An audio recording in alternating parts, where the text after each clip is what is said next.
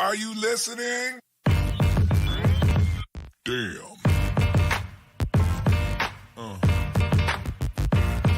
Yeah. Yeah. Yeah.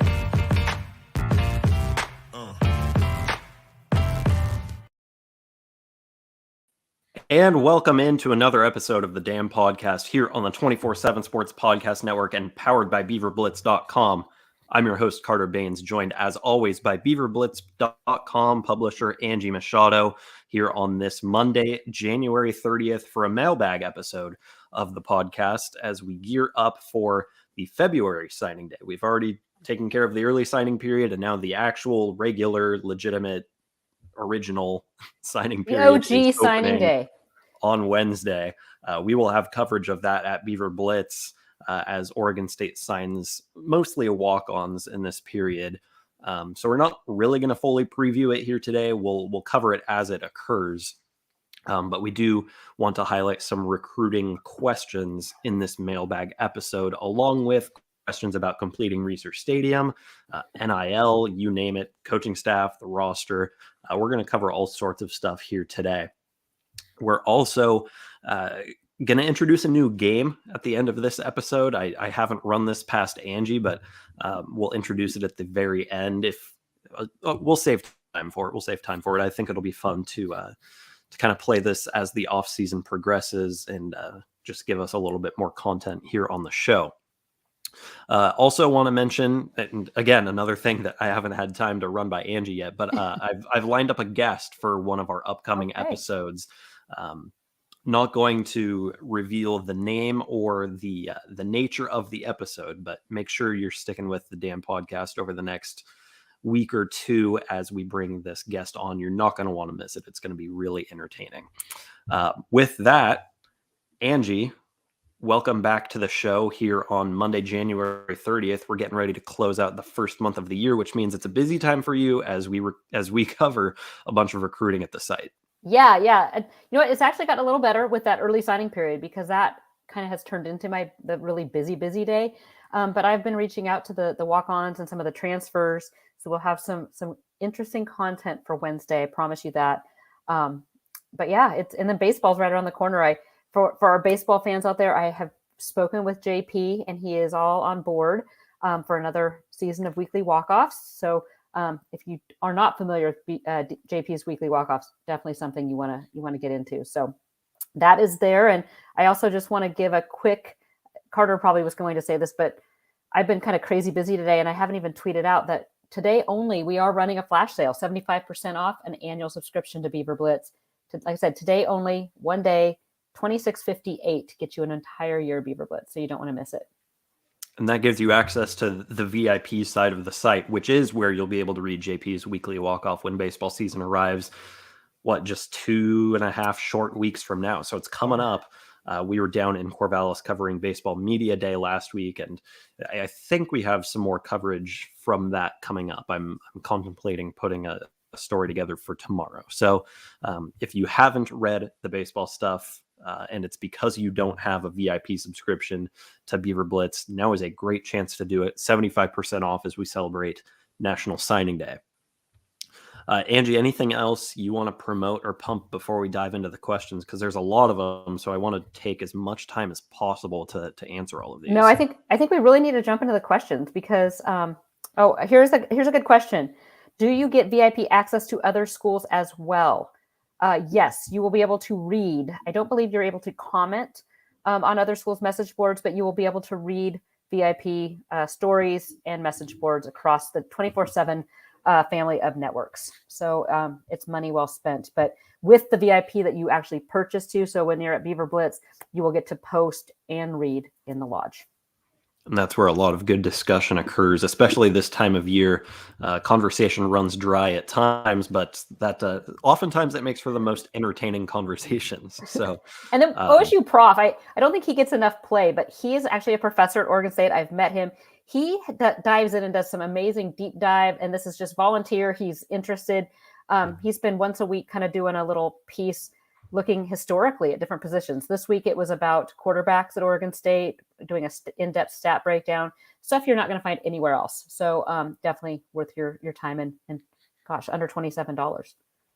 Yeah, as much as I like to hype up Angie and myself, oftentimes some of the best content comes from the members themselves. So yeah, shout out to OSU Prof for putting together those rundowns. All right, Angie, we've taken enough time. Yes, Let's jump into questions. And as always, we start with the questions that come from the lodge at BeaverBlitz. Want to highlight our members there and answer their questions first. We'll get to the Twitter questions after our break, about halfway through. But we start, and again, I want to start with some of the more recruiting based questions, because we do have National Signing Day coming up this week. We didn't get a ton of questions about the 2023 class, but some about the 24 class and some about junior college and transfer portal. So we'll emphasize those first and then move on to the non-recruiting related questions after we get through all of those. We start with one from RDU Beaver, and Angie, I'll pose this to you. With the 2023 recruiting calendar coming to an end, who are your best bets to be Oregon State's headliner commit in the 2024 class? Oh, goodness. See, this is hard. I just had to jump over to Blitz here and look, because I'm still kind of just finishing up 2023. So I can tell you everything about the 2023 kids. But if I had to name one player that I'm really going to watch, and I'm saying it right now, this is a long shot. I'm not saying this is going to happen, but I think there is enough of a relationship with the new running back coach on staff that I think Jason Brown out of Seattle O'Day High School, he is a high 4-star already, class of 2024, the number 44 ranked national player. So this is just the tip of the iceberg for him. And with Oregon State's success at running back, that would be I think if he were to commit, that would be a huge headliner for Oregon State. And it could be something that, to watch down the stretch. I'm responding in the YouTube chat. So I missed what you said there, Angie, but I'll admit I wasn't listening. Did you say Luke Moga or did you say somebody else? I said Jason Brown. Okay. The running back from Washington. So Oregon State also offered 2024 quarterback Luke Moga, who is one of the hotter quarterback names on the West Coast right now, picking up a lot of Pac-12 offers. Again, it's so early that I feel like we don't have a good read on a ton of these guys, but that's one that caught my eye, at least as far as, he enters with a lower rating. I think he's a low 3-star in the 80 range. But when you look at the offer sheet, that's a quarterback prospect that I think Oregon State and a lot of other Pac-12 programs are pretty high on. Yeah, and he did visit unofficially, a week and a half ago, 2 weeks ago, or a week ago. So he was here. It caused a huge commotion on the lodge because those guys, there was a huge group from Arizona that made the trip up to check out Oregon and Oregon State. Initially, they only posted a picture together at that other school. I posted it and people freaked out, but he did finally tweet a picture of himself in Beaver gear. But he's one to watch. I think quarterback could be, as far as a headliner, might be a little tougher this season, just with DJ and then Aiden Childs. Yeah. But definitely would be one to watch as well. And Oregon State's pretty much always going to take a quarterback every cycle. I mean, that's just the way they've done it. And with the transfer portal being what it is, you kind of have to. You kind of have to, because otherwise you're going to be relying on guys sticking it out when frankly that's not really the norm. Okay, another question. This is a kind of a two-parter from RDU Beaver in the lodge. Angie, this one I think we can analyze a little bit more with given what we know right now, and that's which positions do you think will be emphasized in the 2024 class? I think it kind of sticks to say you always go for defensive line and offensive line. Those are always going to be a priority. Edge rush, I think, is always a priority. This in 2024, I think wide receiver will be a big priority for this team. I think running back has to be, just given that you don't know how long you will have Damian Martinez. Then I think you start looking at the positions they kind of like DB, defensive back. They're trying to shore that up right now with some guys, but those positions right there, like I said, you start at the trenches and then work your way out. But I do think wide receiver is going to be a really big emphasis for 2024 and DBs. Yeah, I think DBs as well. Just it's frankly, I mean, it's kind of top heavy with the talent they have there, but the depth is a bit of a concern. And I think we have a question about that coming up. But A position where I'm looking for Oregon State to find help in the transfer portal over the next year or two, but also if they can hit a home run with a guy or two in the 2024 class, I think that would go a long way in helping kind of bolster that position after some of the departures we saw this offseason. Okay, moving to the NIL side of recruiting, Mr. G. Gray asks in the lodge, do the two NIL groups, Giant Killers and Damnation, have the same focus, or are they taking care of two different groups of student athletes? Really similar but different. So I know for a fact, I know the guys that started the Giant Killer NIL. I know they are working on with baseball and football only. So their resources are going strictly to the baseball program and football. So baseball program will be helping because you have scholarship limits in baseball. So helping some of those guys that are walk-ons or have partials, kind of get them up and keep them in Corvallis. Football is not paying for any freshmen or incoming players or transfers. It is taking care of the guys that are currently on campus. In other words, it's not being used for inducement. Whereas, which is it's technically illegal and also is there's so much illegal that is happening. Everywhere. Yes. Damnation is, I haven't got a good read. I know it is supporting the entire athletic department. So all sports, I don't know about like their take on incoming and inducement. It's illegal. So they would probably never admit to that. But it is all sports. So you have the, across the board. I know that's the one that isn't kind of sponsored or endorsed by the athletic department. So they have the two main ones. From everything I've heard, they've both been bringing in money and doing well. So one's a little more grassroots than the other, but they kind of are doing different things, but also kind of the same as well. It's gotten to be wild, wild west, Carter, because I don't know if you follow, but these guys that are not, agents all of a sudden, and I say agents if you're listening on the pod in air quotes, but this stuff has happened. The NC2A has to figure some things out because it's gotten to be completely out of control. Yeah, you can hire representation as far as NIL goes. It's just when you get any questions of pay for play, that's when it becomes an issue. But and you can't tell me these agents aren't reaching out. Yes, that's where it gets a little sticky. Yeah, it is absolutely still a slippery slope. Coaches across the country continue to clamor for more enforcement and regulation. Frankly, I just don't think that we're ever going to see that. The cat is out of the bag now. But the question that I keep having, and this is totally kind of off topic, but I'm really surprised we've made it this long without some major Title IX lawsuit. Mm-hmm. Because we already know that the football players or some men's basketball are going to be getting the lion's share of this money. Some lawyer somewhere is going to, demand some Title IX and set some new ground rules. So I'm surprised that we've made it almost a year and a half without more regulation. Yeah, we'll see what comes in the. But years it's good ahead. for the players. I do Totally. think overall this is so good for the student athletes. Totally. Let's move on to a question from O State 30 at BeaverBlitz. Who do you think will step up that was on last year's team? Maybe someone who the development time of the offseason might lead them to a key role in 2023 that wasn't a huge contributor in 2022. So basically looking for a breakout candidate here. I gave 4 candidates, and Angie, I'll take this one first. O State 30 offered John Dunmore as one, and I absolutely think that's the home run pick here. I think John Dunmore steps in potentially to a starting role in the wide receiver room. Caught a bunch of passes in the Las Vegas Bowl and kind of showed off what he's capable of. Again, a former 4-star, highly rated recruit that went to Penn State out of high school, transfers into Oregon State, still young in his career. I think a little bit more development will go a long way in John Dunmore reaching his potential. But for me, it's the defensive side that presents a lot more of them, because I think what you bring back on offense, what you're getting at the running back room. The offensive line is always solid. Tight ends, pretty much everybody's coming back, not named Luke Musgrave.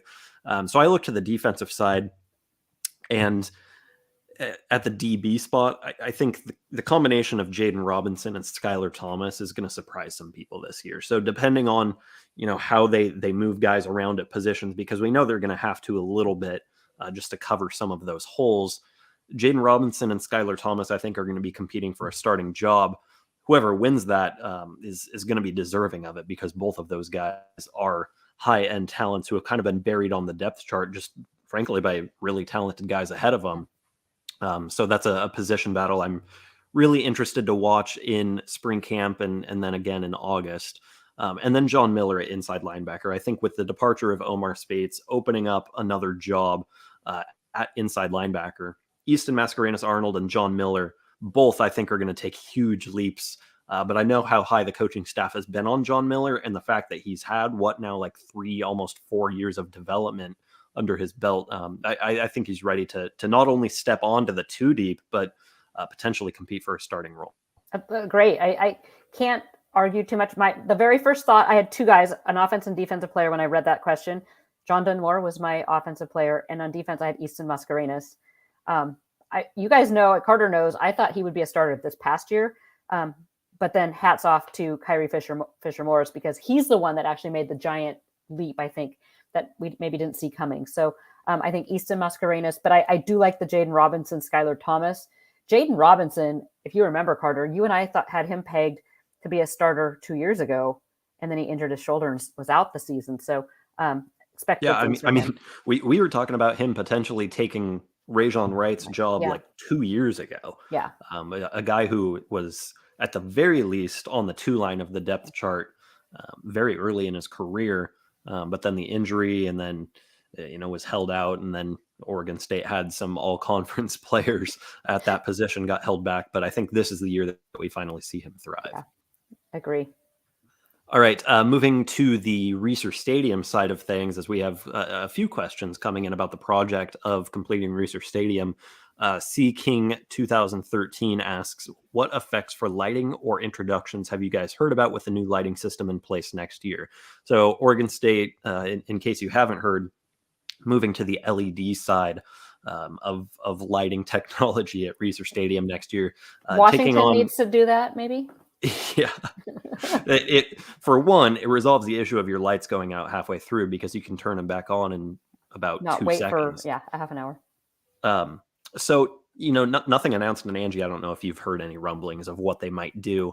But I think similar to, how they operate things at Gill Coliseum for basketball games, turn the lights off for introductions.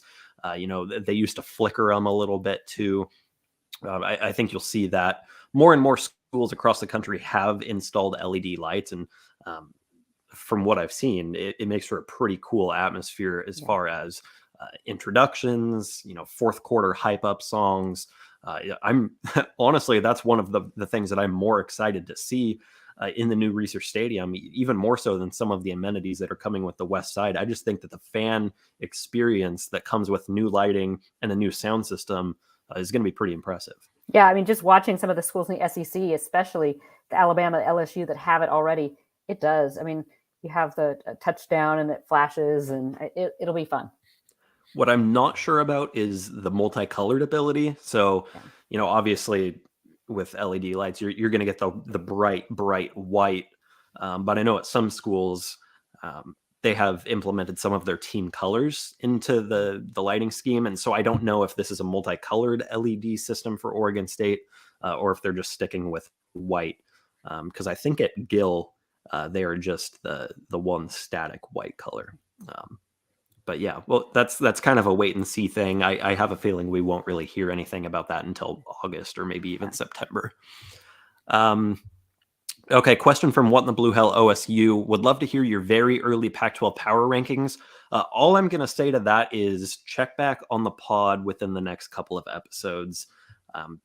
We have some plans there in place. Go Beavs 2, again at BeaverBlitz in the Lodge, asks, how much time can players spend at the facilities running routes, mimicking the playbook, etc.? Wondering if DJU is throwing to Silas Bolden, Anthony Gould, John Dunmore, etc. Angie, you actually reported a couple of weeks ago that DJ was on campus and hitting the practice field, so I'll let you answer that one. Yeah, so they are, they're right now with the winter conditioning, they have certain time constraints on how often they can work out officially. And again, those are air quotes because you're not seeing me if you're not. But they have no real requirements when they're just out doing their own thing. So I do know for a fact, I've heard from several sources that DJ Aiden, Ben, the quarterbacks and the receivers have all been doing their workouts on their own, running routes, getting the playbook dialed in, hearing some really good things just with the team chemistry still building and guys helping each other out and looking to kind of, they're hungry. They want to take that next step, and I think they feel that they can be a team that is in the discussion at least for a Pac-12 title. One thing, Angie, that you and I have heard over the last couple of years as the culture has kind of developed a little bit at Oregon State is that this program and the team and the leadership has returned to kind of the level that we saw in the early 2010s, where guys were, just actively going out and working out together and hitting the weight room after games and things like that, taking it upon themselves to develop and build chemistry, which frankly is something that was lacking for a few years. It's that competitive drive too, right? Right. They see their teammates are like, well, shoot, he's out lifting weights on a Sunday morning, or he's out running sand at the sand volleyball courts. I don't want to miss out. So they all start joining, and it's that competitiveness that you have to love to see it. Coaches cannot be there for those times, but again, it also builds some camaraderie when you're out working just with your teammates, trying to grind and get better. I want to go back and answer a couple more Research Stadium related questions because in hindsight, I should have grouped all of these together in our little rundown here, but I think a lot of them work off of each other. And so let's go to the question from Black is Back 10, who asks, how do we make Reser as loud as it can possibly be? My answer to that is simple: buy tickets, and two, and be loud. Be loud, but also get the students in there, because that's one thing over the last probably, I'd say, 2 years, ever since fans were allowed back in the stadium after COVID, we have seen Oregon State student turnout go through the roof, and enrollment is up.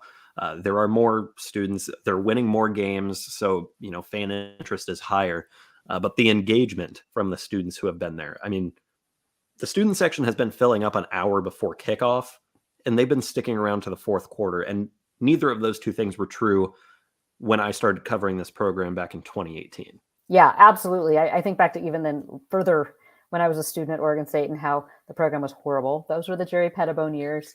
I was one, I love football, so I was always at the game, but to see the students, and I think that actually feeds the other fans, the older fans, the alumni, because if the students are jazzed up. But I also think that, Sarah Elcano and the game day ops crew has done a really good job with, I know some fans don't like the Miley Cyrus Party in the USA. Fans or the kids love it. How can you not, though? I don't know. I love it. After what happened in late November. Yes. The whole crowd singing, it's totally, so I know we have a lot of discussions in the lodge about how to make, Reser, more fun, sometimes it just has to be an organic thing like that the students love it. Wisconsin's jump around wasn't something that just, some AD administrator said, this is what, it's organically kind of come about. So some stuff like that is huge, but yeah, those students, they're like running as soon as the gates open. It's kind of like high school games now in some of these areas that the students want to get there and get their spots. That's what's going to help drive more fan engagement. But also, like you said, it comes down to buying tickets and being loud.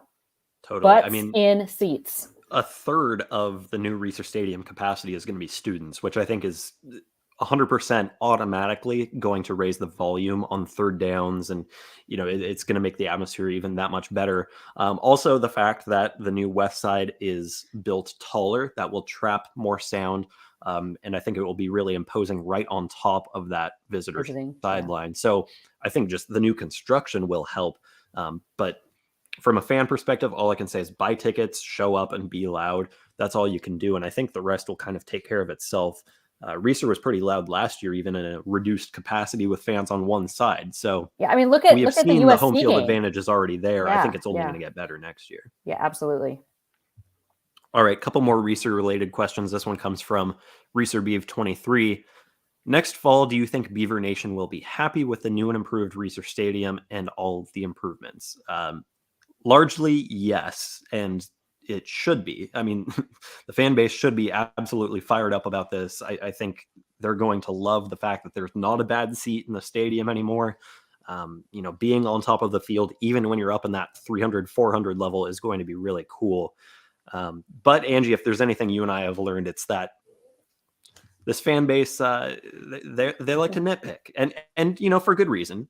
Don't settle for anything short of perfection, but I think there will be complaints even with how completely. Impressive this state-of-the-art stadium is going to be. Completely. It's just the nature of the beast, and there'll be some people that complain or don't like certain things, and but at the end of the day, I don't know. Carter, did you ever you watched games over on that old East Side? Yeah, sat in the little cold metal bleachers. I mean, anything is and getting it done. The people are already complaining that it's not mirrored the other side, and I think it's going to look just fine.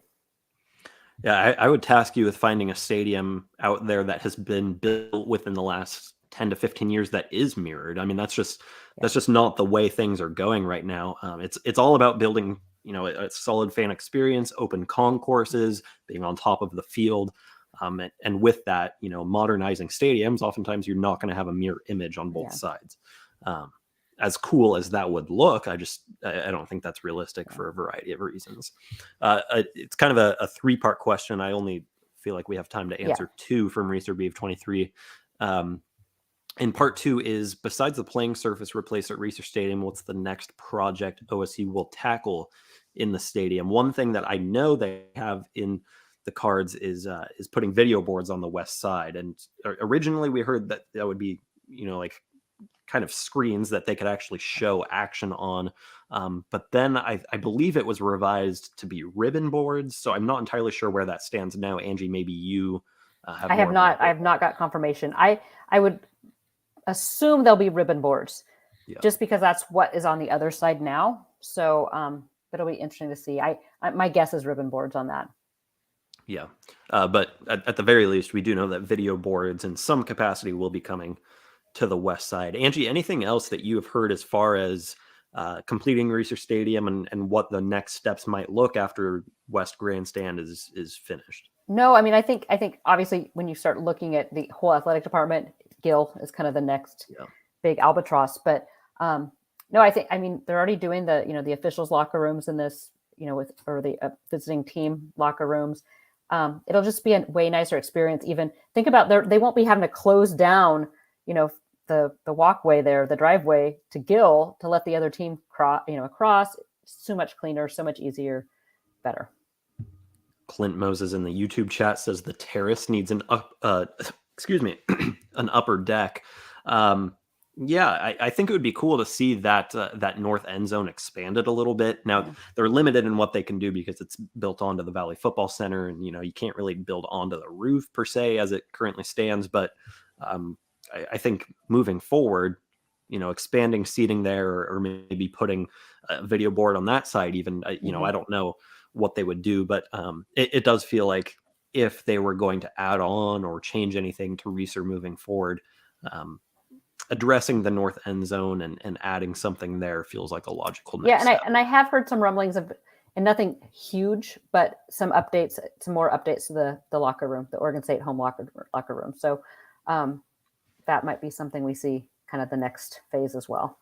As far as other facilities is concerned, I have heard that there is momentum building behind the project of adding a batting cage behind center field of Goss Stadium, which obviously is great. I mean, anytime Oregon State can invest in the baseball program, that's a welcome sight, because obviously that is one of the athletic department's most successful programs. I want to see more seating added to Goss. I think the demand is there, and I think they could reasonably do it. So I'm curious to see if they would consider adding some permanent seating to the outfield with this project of adding the batting cages. But again, it's still so early on that I haven't heard any plans there. But I do know that momentum behind that project is growing. Angie, let's do one or two more from the Lodge before we move over to Twitter. Let's start with, how about this one from LS Thomas? How big will the drop-off be in our secondary? And do you want to, why don't you go first and then I'll give my thoughts? I think we will have we will see a drop-off, just because you can't lose 2 all-conference corners. And then, I look at, Rajon was stellar, but I look at Alex Austin, who was a 4-year starter. I just don't see how you don't have some drop off there. I don't think it'll be as big as some people are worried about. But then you have to look at maybe the safety side. Getting Alton Julian back is going to be huge. So it will be big. And I worry even maybe more about the leadership, losing Jaden Grant, just because he was such a great leader of that back end. But I don't think it's going to be a night and day difference. Yeah, I completely agree. I think the drop off will be slightly noticeable at corner. I assume that Ryan Cooper Jr. will move over to one of the corner spots, and he actually proved, in my opinion, that he has the potential to be even better, if not, as good, if not better than Alex Austin and Rajon Wright. Still has a couple of years of eligibility there, or no, sorry, he has one more year of eligibility, and I think he will break out there as he moves into a more prominent role in the secondary, moving out of the nickel spot. But then, I think, like you said, getting Alton Julian back at safety, how much you can expect of him after a pretty lengthy absence with injury, I don't know. But if he does live up to the level that he was at when he did get hurt, I don't think you'll see any drop off at all at the safety position, especially with Katano Ladapo coming back. But for me, it comes down to the depth. So I think this is a good question to ask after maybe an injury or two, if, fingers crossed that everybody stays healthy. But if there is an injury or two in that room, that is when I have real concerns about the secondary dropping off in a big way. And that's, I know that Oregon State will look to address this further with the portal. They do have the Tyrese Ivy coming in from the junior college ranks, and the portal is going to be big. But I really feel that I don't want to say failed, but they kind of struck out. They struck out on the guys they were going after from the portal this offseason. So that is going to be a big area this spring when the portal opens up again, is getting some guys with some experience to help bolster that depth. All right. Our last question from the Lodge, we go to Matt Schiaffoni, who always asks just the most insightful questions. And this is a fun one that we can use as kind of our transition here. So Angie, putting you on the spot, because I don't know if you had time to go through all of these different categories here and pick them out. But this is a thought-provoking question from Matt. So you have to pick an OSU coach, football or any other sport, to do the following with. Which coach would be the best to, and number one, have as a roommate? I can go first if you want. You go first, because I'm thinking. Okay, so my pick, and again, this is across all sports, I'm going with Darwin Barney from baseball. Somebody who I know is very active in the clubhouse, a great chemistry guy, and plays a lot of ping pong with the guys. So as a roommate, you want to have somebody who you can have some fun with, and I think the ping pong battles between myself and Darwin Barney would be must see.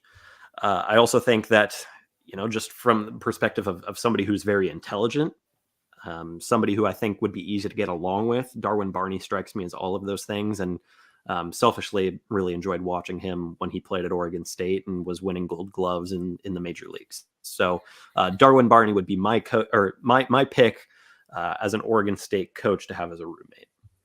Goodness gracious, this is hard. You bring up some good points. So, I'm kind of. We can move on to the next one. I'm just thinking. Yeah. There's a lot of different ways you could go, because I think Darwin would be fun. I think Wayne Tinkle would be like, but I'm going to save that one because I think that's a better one for. Blue Adams would be fun, just because the stories would be legendary. But you're right, because a roommate, I don't know, because I don't know if they're dirty, if they're clean, if they're, you know what I kind of want to say? And this, I don't think he'd be super fun, but he would stay out of my way. He would stay in his room and watch film all day. I know where you're going with this. Trent Bray. Yeah. Because I was going to say it's either Trent Bray or Jonathan Smith, just because you have a feeling that they're probably neither one seems super fun. I don't mean that in a bad way, but no, Jonathan or Trent Bray, I think he'd be watching film all the time. I don't think he'd make big messes. I think he'd just kind of like go off and do his own thing, but it wouldn't be a fun roommate. Yeah, if you don't mind just kind of doing your own thing, I think that'd be great. Okay. Okay, but here's another one, because I don't know if you follow him on social media. But Jalen Moore, former Oregon State DB, he also cooks. He loves to cook. And he always has JMO on the stove, and he like puts together meals for the guys each Sunday that they can buy. So, okay, I'm going with JMO. JMO's my roommate because he's going to feed me really, really well. There you go. Great pick. Actually, I think that is an underrated element of this.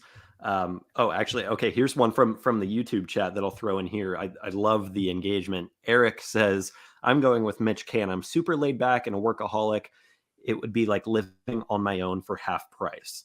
See, that's what I'm thinking about Trent Bray. Like, you just wouldn't see him. Totally. But I do like the element of not having to cook a lot because I mean, who has time for that? So that's why making me some French fries and some of his healthy whatever he makes. I don't know. It looks amazing. All right. Next one, and this is kind of related. Who would you have over for a barbecue? Oh, you and I totally are going to the same one. Yeah, we're on the same page. If Dennis Erickson was here, he would win hands down, but he's not. So Carter and I both pick Wayne Tinkle. I mean, I think this one's pretty self-explanatory for anyone who knows Wayne Tinkle's personality. Absolutely, somebody who you would just love to sit down and have a beer with, eat a burger or two. No question about it. This was an easy one. Think back to Carter. I think you were on the call too when they got to the Elite Eight and to the tournament, and they arranged for us to do a quick Zoom call with him. And most of the time, the coaches are still pretty buttoned up on Zoom, and they try to have a nice backdrop and good lighting. No, Tinkle was exhausted. He was in his room, lounging on his chair, like double chins, like there, and he didn't care. It's like whatever. He was tired, and he just did his thing and told us stories. Tinkle would be fun. Totally. Completely agree there. We have two more to pick from. This is an awesome question, Matt. If you have questions like this, please send them our way because this is what makes Mailbag episodes fun. So number 3 of 4, who would you which coach is the best to have solve a puzzle with your life on the line? I want to go first because I feel like my reasoning behind this is rock solid. So I'm picking Brian Lindgren to solve a puzzle with my life on the line because I don't think people understand how difficult it is to design an offense. Like designing a football offense has to be one of the tougher things you can do in coaching because it's about knowing how to put your guys in positions to be successful, but also deceiving the other team and matching up to their strengths. Like there is so much that goes into that. And Brian Lindgren is a pretty darn good offensive coordinator. Absolutely. If I had to pick somebody to solve a puzzle, it's going to be the guy who is designing plays and figuring out how to put all of these different position players into positions to be successful. Okay. I'm going to take that because that's fair. But this is where I'm going with Trent Bray. I was going to say, you're just going to go to the defensive side. Because I'm sorry, Brian Lindgren's done fine with his offense but I'm sorry. Did you see what happened to the Oregon State defense when you had a better puzzle put in place? That's very true. So I thought about that too. Jim Mahalichek would be a good one too, because I think he'd be very thoughtful in that. Just because he's extremely intelligent. But if my life is on the line and I need a MacGyver to get me out, I'm going Trent. Trent Bray, like 1,000,000,000% there. That's where Trent fits. He's going to save my life. I love it. But we're kind of coming from the same place here. Football coordinators, like, they're just tinkering with things all the time. It'd be perfect. Jonathan Smith might be a good one too. He might be a good one too. That's true. I mean, he is like a general manager. I mean, he's not necessarily designing these things, but he's like managing everything, which is equally difficult. All right, the last one. You know who I wouldn't have? Tim Tibesar.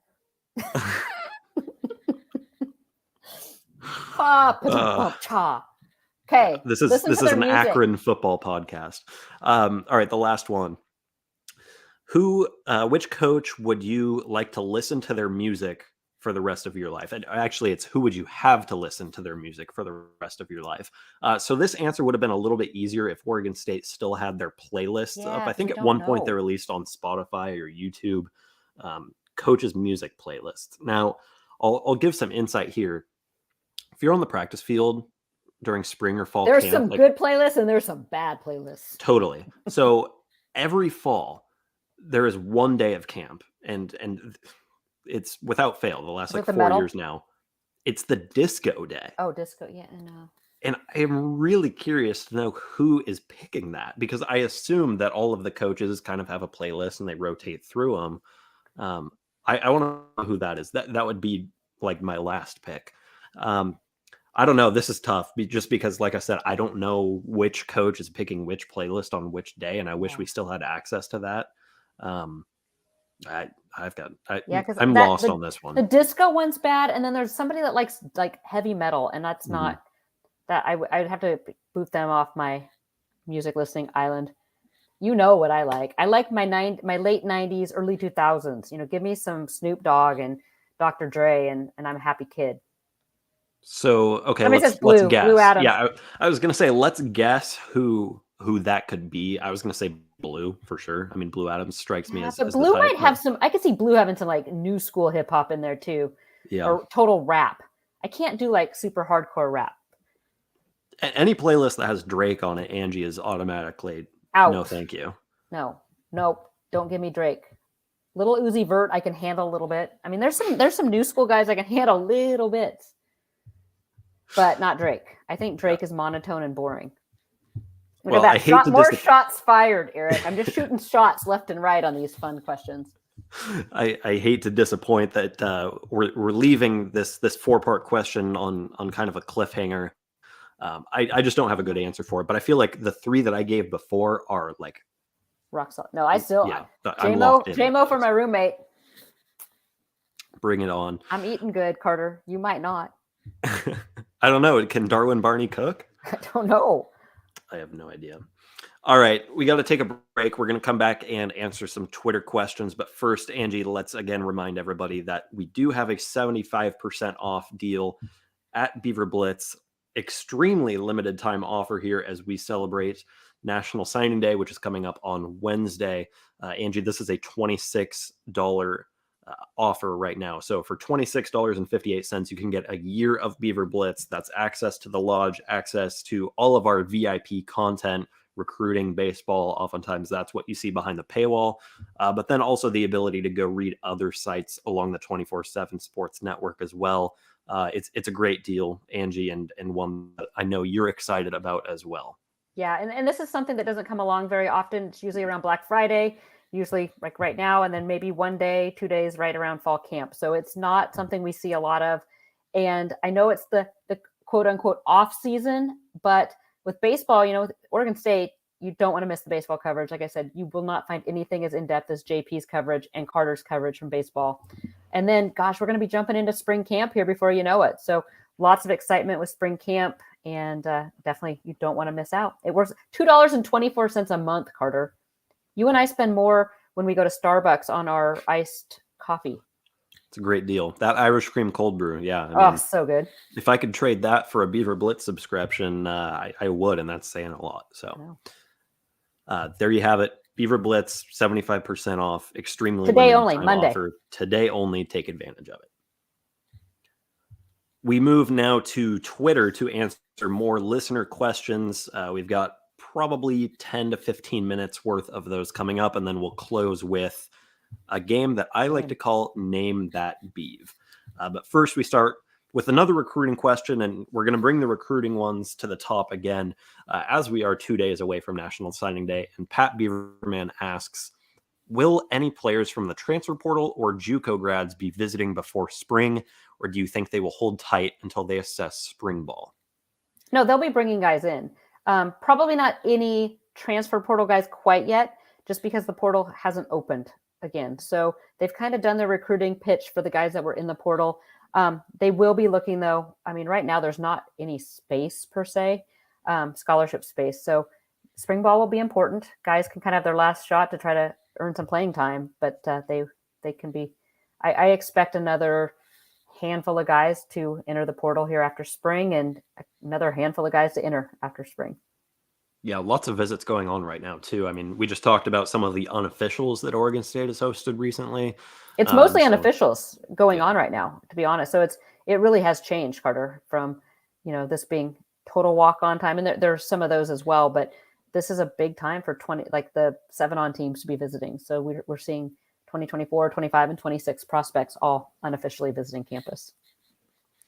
Happy Beaver on Twitter asks a question that we kind of already answered earlier, just asking for the rundown on 2024 recruiting, what they should be paying attention to in that class. Again, I think more right now we're focused on kind of the positions that Oregon State might target. We have seen a few offers go out, but it's still, again, very early on in that process, as we're 11 months away from the early signing period of the 24 class. A lot of Oregon State's commitments on the early side in 23 came around spring ball. I believe there was 1 or 2 in the winter, but most of them, again, around the February, March start of camp. Yeah, and what you're going to see, the guys that are getting offers right now are the cream of the crop, top A prospects. I mean, these are the guys that are getting offers from everybody, and these are, if Oregon State is to get a commitment from any of the guys they've offered over the past couple months, they are good, and you'll be excited about them. As we start seeing more evaluation take place, more visits taking place, more offers going out, they start. Typically, I say guys are A category recruits, or like the top prospects, the guys that are offered early through about July typically, because they'll bring in a lot of guys in June for visits. So if a guy has an offer before July, they're like A-list guys. Then you start going into the guys that get a little more evaluation heading into fall camp, into their first couple games as a senior. Those guys are kind of the A- guys. They're still getting a lot of attention. A lot of them just little later bloomers. I call them B-list guys, the guys that kind of get offers like right before signing day. Like those guys getting offers in December, prep guys. Those are more developmental players. Yeah, it comes down to, again, the exposure of it all too. I mean, you'll see a lot of camps in the spring where guys will get noticed. Some guys even, they'll wait until next fall when they have their senior season, and some guys will pop. So just because there's not a whole lot going on now doesn't necessarily mean that the 2024 class is off to a slow start or anything. I mean, Oregon State has proven to be pretty good at developing, at noticing talent and finding kind of those diamonds in the rough, guys that 24/7 might rate a little higher than some of the other sites, which I think is indicative of Oregon State finding some of the guys who fly under the radar. So yeah, I mean, I think of like a JoJo Johnson in this class. Yeah. He's more of a development guy. He's going to be a guy that needs a year or two to kind of learn the system. Whereas those guys that were brought in, committed early, Cooper Jensen or Aiden Childs, those guys are the kind of the cream of the crop and could potentially come in and compete right away. All right, let's move now to some non-recruiting questions from Twitter.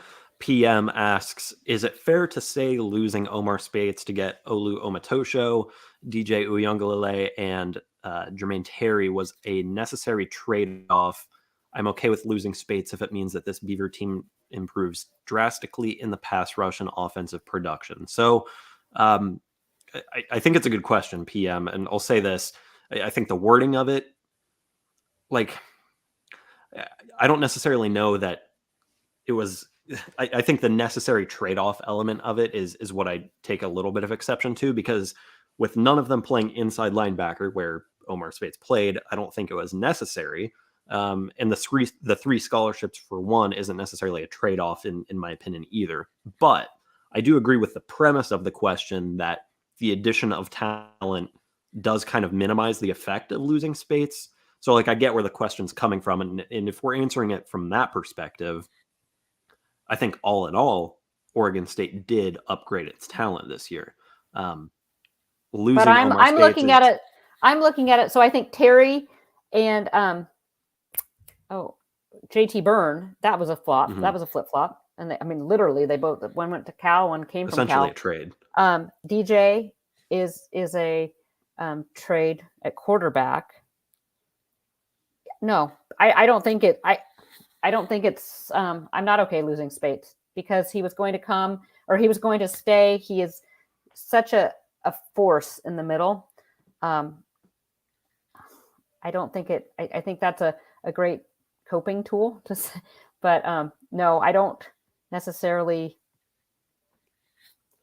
I mean, I agree with Carter. None of them play inside linebacker, so it's kind of hard to mitigate that. And the other, two of those guys are offense. So I'm excited to see what Olu can do as a pass rusher and some of the guys they brought in. But no, losing Spates was big.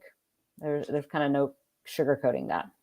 Yeah, I think, again, just the fact that you kind of have to compare these at the positions that they occurred at, right? Because, like comparing the addition of DJU to the loss of Omar Spates, to me, that doesn't really translate. DJ, like look at USC for an example. Like USC can bring in all the offensive firepower in the world via the transfer portal, not play any defense, and not live up to its goals and expectations. Okay, So he's clarifying. He's listening live. Oh, he says, like, shout out PM for yes. I'll throw here's the clarification up on the screen now if you're watching live on YouTube. I think I meant in terms of NIL money, assuming Spates left because of that. From that perspective, here we go, which could be a bad assumption, PM adds. I love the real-time clarification. Yes. Okay, so if you're talking about maybe the resources that go into keeping these guys on campus, sure, it's probably a wash because DJ is going to be commanding a decent quote unquote paycheck to keep in Corvallis. I don't know. With a lot of this, we don't know the figures financially. We don't know all of the decision process. So I think it's difficult to compare. Again, I would compare more guys who are on that specific side of the ball or guys who play that specific position. And frankly, Oregon State just didn't add anybody to the inside linebacker room. Olu Omatosho at outside linebacker is the closest thing. They added Tufaga. They added Mason Tufaga. That's true. But again, somebody who hasn't even played at the collegiate level. Yeah. So a big question mark there. I think if you want to use it as a coping mechanism, I think it's okay more than Angie, maybe. I think Oregon State upgraded talent-wise, just what it brought in the transfer portal. It filled a lot of holes. But so PM, I see you say that, it was a shock. It was a shock, I think, to everybody, including the coaching staff, because all along Omar was coming to or staying at Oregon State. So I remember I was in the airport trying to fly to Mexico when I got the call that he was actually potentially, because he'd had this agent working back deals and somehow in his ear saying it wasn't even a money issue. It was a fact that he had SEC schools saying that he needed to get the exposure of playing in the SEC. So that's where the shock was, I think, is that it came down to that. But you know what? Honestly, he gave 4 years. Best of luck to him. I do, again, like the premise of the question, though, PM. It's thought-provoking at the very least. All right. I wanted to get this question in here because it's a good one, but maybe we just make a whole episode out of it. Okay. Because I don't know that we have time to answer it in depth. From Tyler, how do you view the current strength of each position on the roster after all the pieces moving around in the portal? Oh yeah, that's a whole other episode. Yeah, I'll give you a quick, brief rundown, and then we'll move on to the next one. I think Oregon State's stronger at quarterback. I think they broke even at running back. Really, no moves there. Slightly weaker at wide receiver. Slightly stronger at tight end. Even on the offensive and defensive lines. Stronger at outside linebacker. Weaker at inside linebacker. Weaker at defensive back.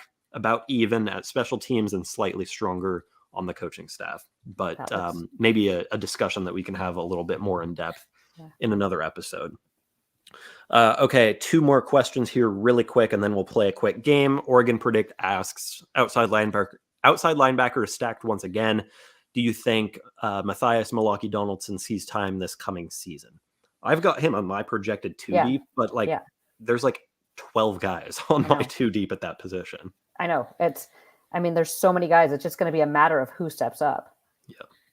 Yeah. At this point, I say I need to see the outside linebacker position in camp before I can make any projections on who plays. Because I think McCartan, Chatfield, I guess Sharp moving to tight end opens up some room, but still, adding Omatosho, there is just so much talent there that it's going to be tough for one particular guy to see a ton of playing time. And then the last question from Twitter, we finally have a basketball question. I like it. Max Casa asks, who is a potential game changer OSU men's basketball recruit for next year? My answer right now, the recruiting class is still pretty small. But Gavin Mars is somebody that I'm excited about. 6'11", 200, power forward center from Ellensburg, Washington. 24/7 has him as the number 4 player in Washington. The offer sheet, not the most impressive thing in the world, has offers from Wyoming, Cal Poly, Lehigh, and Portland, but did sign with the Beavers back in the fall. I just think he's a good athlete who can stretch a defense, which is really important nowadays in basketball. Oregon State, these big guys, we don't necessarily see them as versatile players. Think the Rodrigue Andela type, Roman Silva, who kind of just sit in the post as a more traditional big man. Gavin Mars is somebody who can stretch a defense. He can handle the ball a little bit. If you watch his film, he's the kind of guy who will steal something at the perimeter and then take it the other way, go coast to coast and throw it down. So that level of athlete, I think, is something that Oregon State hasn't had a whole lot of. And I think that's why I'm kind of excited about him. Awesome. All right. Couple minutes left. And Angie, we saved just the perfect amount of time to play this new game that I call Name That Beav. I want to add this to as many shows this off season as possible, as kind of a little brain teaser. So I'm putting you on the spot here in this first round, and I'll explain the rules. So I'm going to pick a random Oregon State student athlete, could be current or former, but I'll limit it to student athletes, not coaches or anything like that. You can then ask yes or no questions to narrow it down. So for example, you can ask, is this a basketball player? Did they spend 4 years on campus? Are they playing professionally? Those kinds of things to narrow it down. And the goal is for you to be able to guess the student athlete correctly with as few questions as possible. And I'll keep track of how many it takes you. I see you getting your pen and paper out. Take as much time as you need. I can fill the time if we need to. But these kind of games, I just start throwing. I'm like rapid fire. So, I've got my student athlete in mind. Fire away, Angie. Best of luck to you in the first edition of Name That Beav. Okay, is this player current player? This is a former player. So yes, okay, former, yes. Did this player play football? They did, in fact, play football. Okay.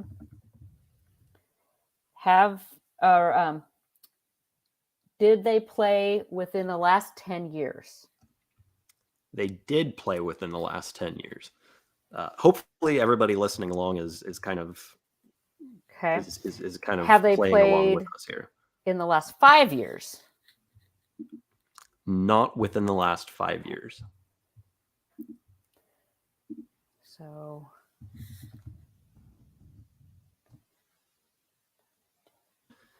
does Feeling this the player dead air here? We're on question number 5 here. Does this player play professionally? Currently or ever? Currently. Oh wait, no, I have to ask yes or no.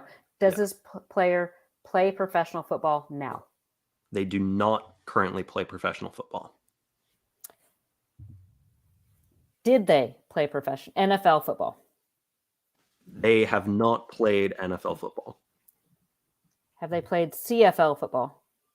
No. Did this player play offense at Oregon State? Yes. Did this player play quarterback at Oregon State? No. Did this That's player question play number 8. wide receiver at Oregon State? No. Did this player play running back at Oregon State? Yes, this was a running back. We have come up on 10 questions now, Angie. Are you ready to guess away? She has a guess coming here after 10 questions. Is this player Teron Ward? Is not Teron Ward. Teron Ward did play in the NFL. Carter. Okay, run.